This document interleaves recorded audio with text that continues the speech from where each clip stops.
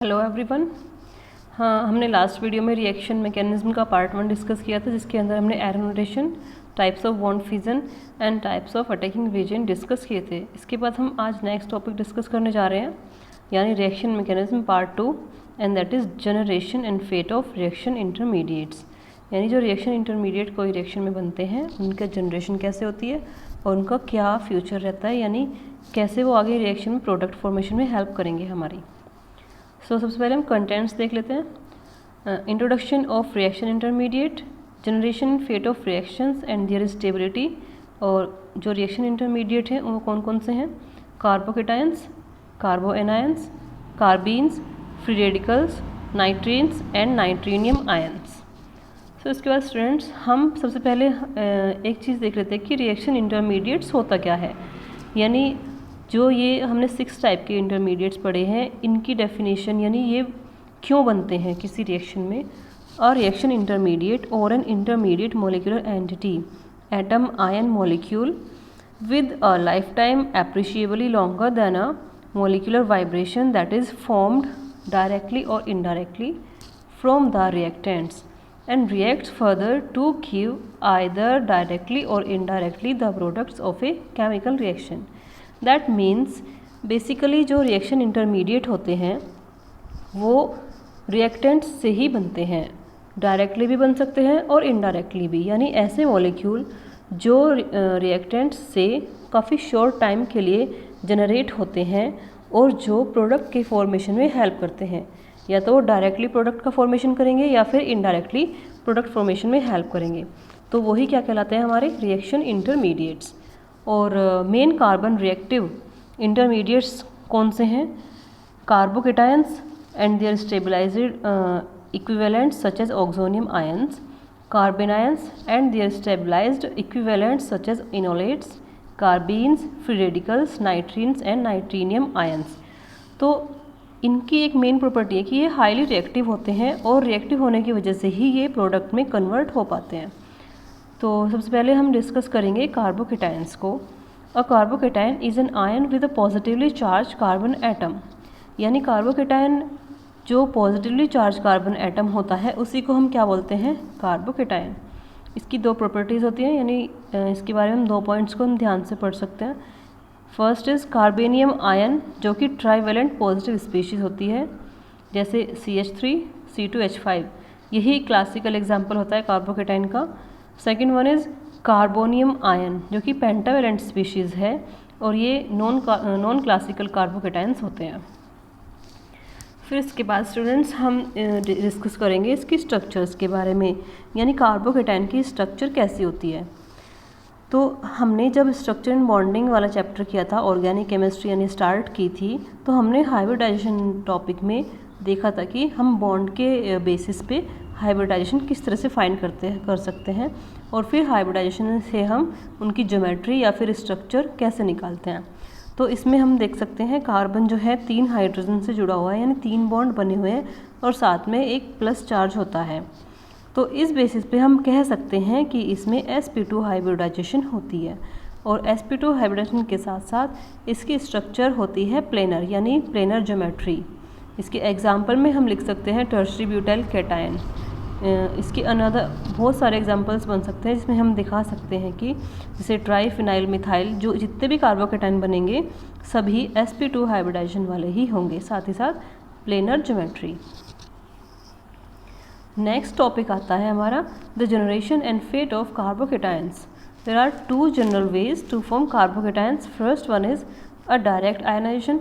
इसमें क्या होता है, जब कोई भी रिएक्टेंट इस तरह से फिजन होता है, उसमें बॉन्ड का फिजन इस तरह से हो कि किसी एक पे पॉजिटिव चार्ज आए और किसी एक पे नेगेटिव चार्ज आए। तो ऐसा हम वैसे लास्ट वीडियो में ये हम डिस्कस कर चुके हैं कि ऐसा क्यों होता है। जब हमने हेट्रोलाइटिक क्लीवेज पढ़ा था, यानी हेट्रोलाइटिक बॉन्ड फिजन, उसमें क्या होता है, जब एक हाईली इलेक्ट्रोनेगेटिव स्पीशीज़ होती है तो वह अपनी तरफ इलेक्ट्रॉन पेयर को अट्रैक्ट करती है और इलेक्ट्रॉन पेयर लेकर के अलग हो जाती है, यानी बॉन्ड फिजन हो जाता है। इस वजह से उस पर नेगेटिव चार्ज आता है, जबकि दूसरे स्पीशीज़ पे पॉजिटिव चार्ज आता है। इसी वजह से कार्बोकेटाइन का फॉर्मेशन होता है। Second one is addition of a positive species to an unsaturated system. यानी जब किसी अनसैचुरेटेड सिस्टम से पॉजिटिव स्पीशीज़ का एडिशन होता है, यानी हाइड्रोनियम आयन H आयन का एडिशन होता है, तो भी हम कह सकते हैं कि कार्बोकेटाइन का फॉर्मेशन होता है। फिर हम इसके बाद नेक्स्ट टॉपिक डिस्कस करेंगे अपना द रिएक्शन ऑफ कार्बोकेटाइंस, यानी कार्बोकेटाइंस की कौन कौन सी रिएक्शंस होती है। First reaction is combination with a species possessing an electron pair, यानी ऐसी स्पीशीज जिसके पास इलेक्ट्रॉन पेयर होगा, क्योंकि कार्बोकेटाइन पे हम जानते हैं पॉजिटिव चार्ज होता है, और पॉजिटिव चार्ज कब आता है, जब उसमें इलेक्ट्रॉन्स की डेफिशिएंसी हो। सो हम कह सकते हैं कि कार्बोकेटाइंस इलेक्ट्रॉन डेफिशिएंट स्पीशीज़ हैं, तो वो किसके साथ ऐड होंगी, किसके साथ कंबाइन होंगी, जिसके पास इलेक्ट्रॉन पेयर प्रेजेंट होगा। तो यानी जब वो किसी इलेक्ट्रॉन पेयर वाली स्पीशीज़ से कंबाइन होगी तो ये उनकी एक स्पेसिफिक रिएक्शन बन जाती है, जिसे हम एग्जांपल में देख सकते हैं R positive plus X negative is equal to RX। Second one is the carbocation may lose a proton from the adjacent atom, यानी जब कार्बोकेटाइन एक प्रोटॉन को लूज़ करते हैं, और प्रोटॉन किसकी फॉर्म में लूज़ होता है, हाइड्रोनियम आयन की फॉर्म में, तो भी क्या होता है, एक अनसैचुरेटेड प्रोडक्ट का फॉर्मेशन होता है। Third reaction is rearrangement reaction, और ये काफ़ी इंपॉर्टेंट रिएक्शन है, और ये जनरली ऑर्गेनिक केमिस्ट्री में काफ़ी जगह देखने को मिल जाती है। इसमें क्या होता है, जो प्लस चार्ज होता है कार्बोकेटाइन का, उसका रीअरेंजमेंट होता है, और उसके पॉजिटिव चार्ज का रीअरेंजमेंट होने की ज़रूरत क्यों आती है, ये हम देख सकते हैं। क्योंकि जो प्राइमरी कार्बोकेटाइन होता है, प्राइमरी कार्बन के ऊपर प्लस चार्ज होता है, वह उतना स्टेबल नहीं होता जितना टर्शरी कार्बोकेटाइन होता है। तो स्टेबिलिटी को लाने के लिए ही प्लस चार्ज का रीअरेंजमेंट होता है। इसका मेन एग्जांपल है pinacolone rearrangement reaction.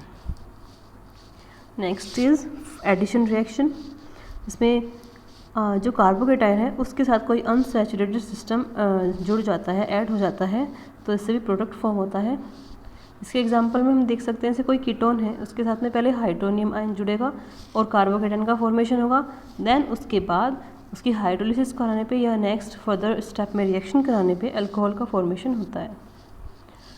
By the heterolytic fission of a carbon heteroatom bond, यानी जब हेट्रोलाइटिक फिजन होता है, ये हम पहले भी डिस्कस कर चुके हैं, हेट्रोलाइटिक फिजन होता है तो भी क्या होता है, कार्बोकेटाइन का फॉर्मेशन होता है और प्रोडक्ट फॉर्मेशन होता है।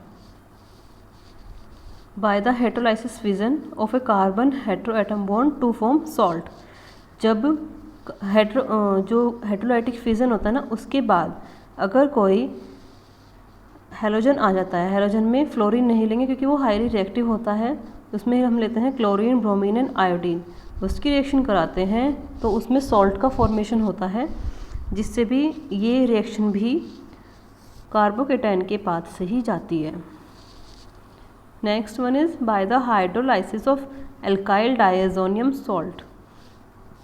इसमें N2 का एडिशन होगा और डायजोनियम सॉल्ट का होगा। By the removal of an electron from a neutral molecule और अ फ्री रेडिकल, यानी इसमें जब एक इलेक्ट्रॉन को हम निकालते हैं किसी न्यूट्रल मॉलिक्यूल से या फिर फ्री रेडिकल से, तो ये रिएक्शन परफॉर्म होती है।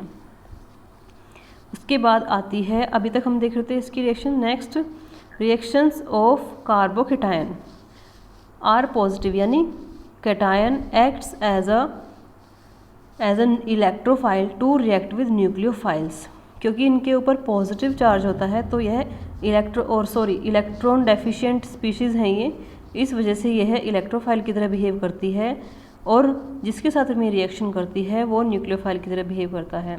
ये हमने लास्ट वीडियो में डिस्कस किया था कि इलेक्ट्रोफाइल एंड न्यूक्लियोफाइल में डिफरेंस क्या होता है और वो कैसे फॉर्म होते हैं। So R positive plus nucleophile, और ये प्रोडक्ट फॉर्म करेंगे एडिशन वाला।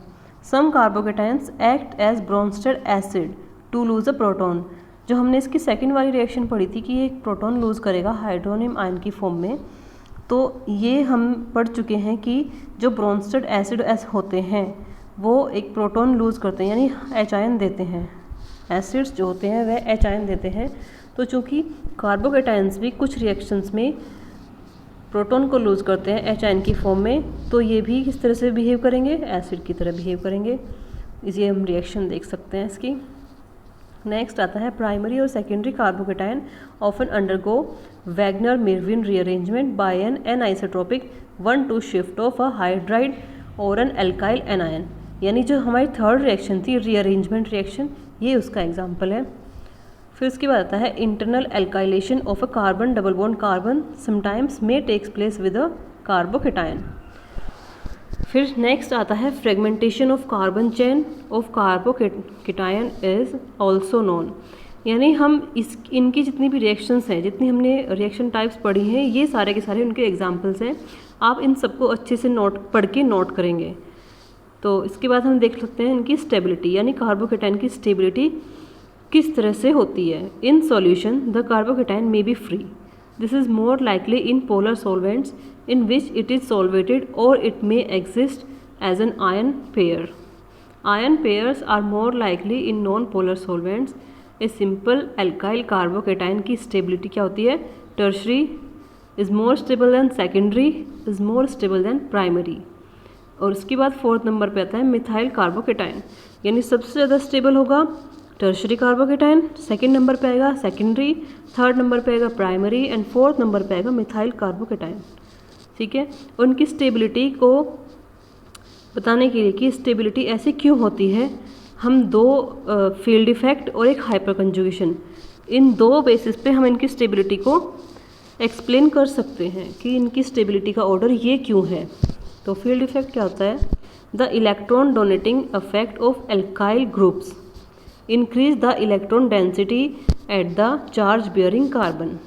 यानी जितने भी इलेक्ट्रॉन डोनेटिंग ग्रुप जुड़े होंगे कार्बन पॉजिटिव से, उतने ही ज़्यादा उसका जो चार्ज होगा वह उसकी स्टेबिलिटी बढ़ाएगा, reducing the net charge on the carbon and in effect spreading the charge over A alpha carbon. यानी जितने ज़्यादा इलेक्ट्रॉन डोनेटिंग ग्रुप्स जुड़े रहेंगे वह उसका कार्बन पॉजिटिव का पॉजिटिव चार्ज कम करेंगे और उसकी स्टेबिलिटी को क्या करेंगे? बढ़ाएंगे। यानी पॉजिटिव चार्ज डिक्रीज होगा, स्टेबिलिटी क्या होगी? इंक्रीज। तो इस वजह से हम इसका फील्ड इफेक्ट देख सकते हैं। और फील्ड इफेक्ट में भी बेसिकली इसमें लगता है इंडक्टिव इफेक्ट। फील्ड इफेक्ट 4 होते हैं, हमने लास्ट चैप्टर में डिस्कस किए थे। इसमें लगता है basically inductive effect and hyper conjugation effect. तो इंडक्टिव इफेक्ट के थ्रू हम इसको एक्सप्लेन कर सकते हैं, साथ ही साथ हाइपर कंजुगेशन के थ्रू भी कर सकते हैं। Tertiary carbocations are more stable and form more readily than secondary carbocations. Primary carbocations are highly unstable because while ionized higher order carbons are stabilized by hyperconjugation, unsubstituted carbons are not। यानी जिसके पास ज़्यादा alkyl groups होंगे उसके पास उतने ही ज़्यादा alpha hydrogen होंगे, और alpha hydrogen होने की वजह से उसकी स्टेबिलिटी ज़्यादा होगी। तो स्टूडेंट्स ये था हमने आज जो है रिएक्शन इंटरमीडिएट के फर्स्ट टाइप यानी कार्बोकेटायंस को डिस्कस किया है, साथ ही उनकी रिएक्शंस, उसका जनरेशन एंड उनकी स्टेबिलिटी। इसके बाद हम अपनी नेक्स्ट वीडियो में कार्बो एनायंस एंड अदर जो रिएक्शन इंटरमीडिएट्स हैं उनको डिस्कस करेंगे। तब तक के लिए आप इसको ध्यान से पढ़ेंगे और नोट करेंगे। जो भी क्वेश्चंस आएंगे आप मेरे को मैसेज कर सकते हैं, तो आप ध्यान से इसको पढ़िए।